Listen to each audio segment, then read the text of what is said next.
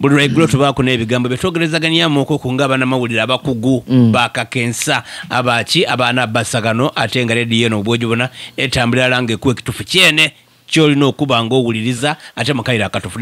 so mu studio ni munabasada emekete engwanguli era nga baguzi b'amakirita balungi buli omu talida zindeyo akagula mulamuse ku bantu aleeni okay eddakiika zino ziri 24 ezibula okuyingira ku saawa era nadogaire kwira iwera musabwa abantu ndakawami adazini ako kabulugu akatano bulugu omunaka walogo mayogeddeko eggulo abanoonya naye kale twagala okubabuuzaako essaawa yeeyo kasazi koona essaawa zino 9:30 tuba tuyingidde okusobola okutuusaako ensonga zonna zolina okumanya mu kiseera kino wano ku mukutu gwa Nabasa nze Julius Omuvunya. Okay. Neno tandike na mawulire gitandika nago wako ni wanti owere kale koizeyo banange mwebale kubayo nga mulisa ninzo mulangira wako Andrew Flaga Bera w'ekibina kyenale mu kuba district councilor na Waikoke baba wa sente eja Flaga Bera baba ile sente jani amuntu yapyate na jo Moiza kitufu kisoboka yapyatire ndiro mwazwanga omuti aye masuniro mutwa yaba mwigo kadika baire kabadi kabwere banange kale abali ku kinana n'omwenda akatondeze ina Nabasa Fama wekalangure programu tutandikira president Yoweri Kaguta Museveni yali mulateyo mukongera okutalayiga ebitundu bya Uganda byona okuboneka nga kuyega akaluko okwira mu bukulembeze mu kaluka 2026 era ebitundu ebisinga byongeire okuniina mpolampola bwabaire mulateyo bigambo ebitirivu byayogeire eri abana Uganda wale ku Amlata Senior Secondary School grounds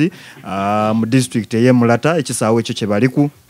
President ensonga esokera era akobya abantu be Mulata nti enkulankulana mulinayo ayo okujiba manisa nti mulinayo abakulembeze bayimwe n'ekimu ku kizibu tibafiire okutwala vunanizibwa bwakulaga enkulankulana mu kitundu ekyo eri kujja maizo President ayogere ku nsonga egemagana n'ebyobulamu naddala okuboneka nga abana Uganda mwongera okuba n'eddagala abasawu bali kujja mu maiso n'okuboneka nga bayiba buli na ku President akobye nti obukiiko bwagirenga atawo intelligence yagirenga atawo ku PDM okwongera okugema abayiba PDM n'abayibi ab'amadagala ensonga ndala eyo bwaje okuboneka nga ajigema mpolampola ensonga tusobola okuboneka nga dongera basawo obabalena bayibeidagala basawo n'abayibeidagala basawo olwanyi wakimuleta basaga abayibi nigano sapa yagemanga basawo nga batwalidagala buyuko yirere kutundire atoti baleta bulete mudofu olaba science ali mu malwaliro kubawo tusimba wene wabawo bu clinic obere bali olaba mu Jinjamini awo waliwo clinic eri ku mulyango walegene fuluma mu mulyango awo nyini awo abasimba ba boda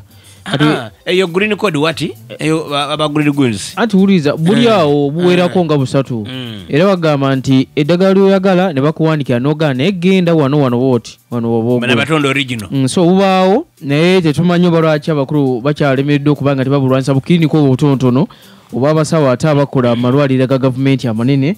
mu mbeera bwetu naye kiriniki ey'ebijjayo biba bitono nasulanga ku luguudo balweta Madivani mu tawuni bona nga mwibeddagala Madivani road yawo waliwo loole edireeta amadagala dabunya mu district yes diba ku NMS National Medical Store era nga didanga saawa 2 daabwiraawo ddala eddagala nga lituukira mu time eyo lole ya parkinga batikulaku bata mu store yaibwe awo ku Madivani awo ndoza store ni ndoza baji awasokerwako awo so bwe bavaawo bavuga baja mu Jinji Hospital bafuna empapulo okumala ibanga inene nga nkibona olundi nali ntyaime ku kuluya kuwulira kumpewe yolo igula waba nange kukumbuka akoba ati omusado oyo kaba bwe era ajja kwogera oyo keye ajja kwogera so ebintu bino ifabada Uganda bene tulina okwegemeramu ekintu kibaawo nga kigasa community twakibona n'okibona aye twasirika abakulembeze tibali kutuyamba mpozi njaga okujjukizako abantu President Museveni abatambudde olwaleero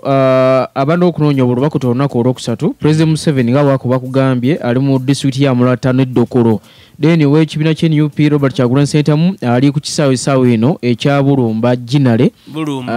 Kaliro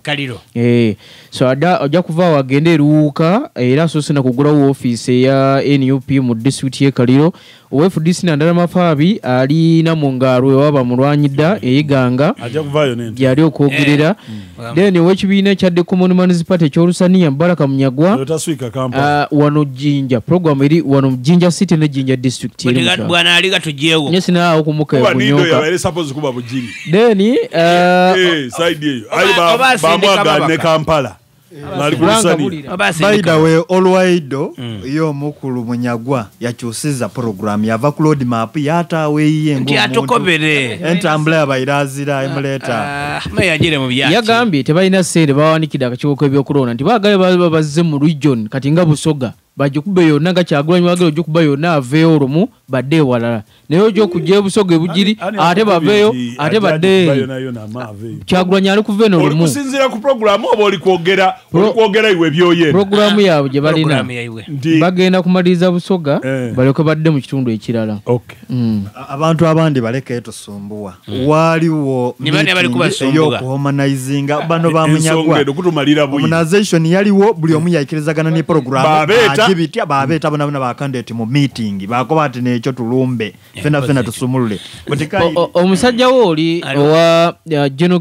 Girigoro Mugisha muntu sinaba kumutegeera bulungi egere gyanonyamu akalulu jo yabadde kawempe nyumba ku nyumba leero mulabye ku Jinja Road mu Kampala ali mu kutambula bwagobaawo bufulaya bwe buliko Mugisha muntu tanaba kubeerako na lukiiko lwaga nti kakati leero ali wano ali mukogerako eri abantu bataddewo ebyuma nakutambula n'abantu campaign buli omu aida na program de na bukodiyo bwe bwanaaganguliramu kati onno Mugisha muntu enkola gye yakopiere yaba NUP ya roba style ali kutambula nyumba ku nyumba ngati yajogera nga babeese mu electoral commission obuzibu obubaawo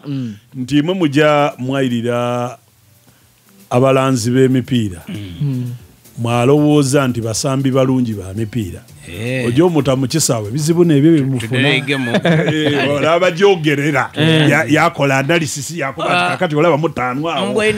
bajja omuta mu kisaawe ganasobola mbweneko ku interview ya ekikubalula nani ekikutika ng'aliko bati Kyagulanyi aba NUP tebabere benkanya kakati nga